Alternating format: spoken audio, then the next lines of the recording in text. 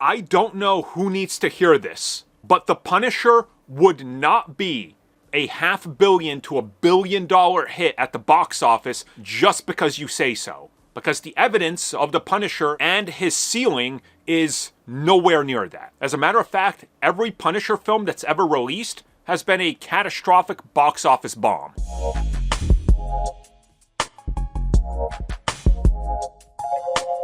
In a recent video while talking about The Punisher and his future, I said that a Disney Plus special presentation is the correct choice.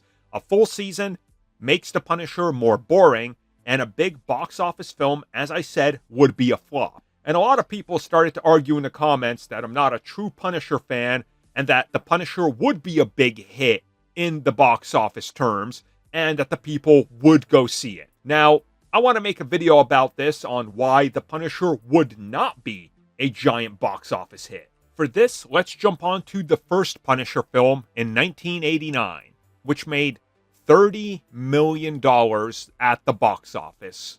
So the film did not make a profit. And this is off of a budget of $10 million. Now, obviously, due to licensing and stuff, it made a budget eventually, but at the box office, it was not a profitable film. After that, the character was pretty much dead on film up until 2004, which saw The Punisher starring Thomas Jane. Now, this film would fundamentally go on to redefine the character of Frank Castle as somebody who's a lawman and the cops look up to.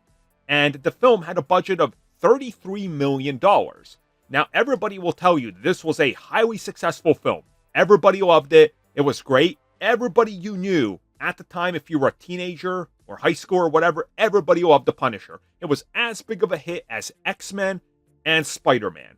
In reality, off of a $33 million budget, the film made $54 million.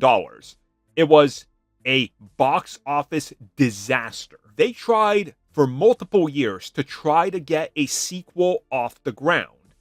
But there was problems. One, the first film was a flop. Two, they would have to bring down the budget. And three, that just wasn't going to happen. So what happened was they made a soft reboot sequel and released it in 2008. This was Punisher Warzone. I love this film. My wife, or girlfriend at the time, were the only people in the theater when this released on the first night. The film was made for $35 million, and it made $10.1 million in its entire box office run. So the Punisher's box office ceiling is roughly 50-ish million.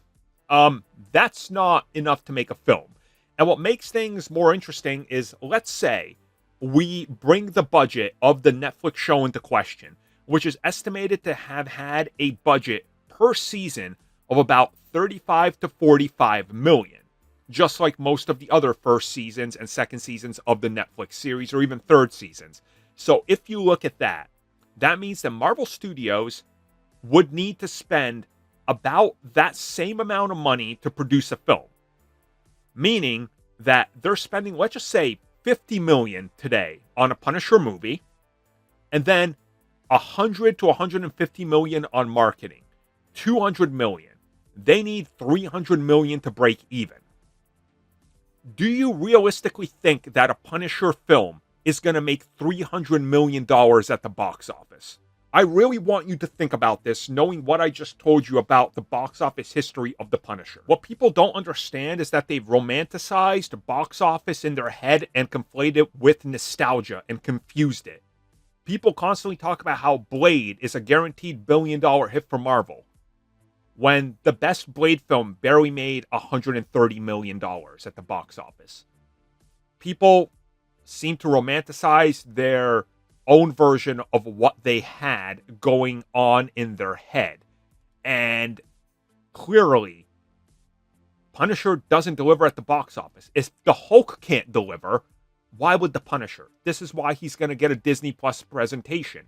They're going to spend $20 million maybe. It's going to get added away. It's going to be like a mini film, and that's what we get. Thank you for checking out that video, and thank you for your continued support. Feel free to like, share, subscribe, do whatever you will, and if you're so inclined and would like some additional content from us, which includes unfiltered content and bonus discussions, we do offer it exclusively in our member section. We hope to see you there. So thank you for watching, and have a good one.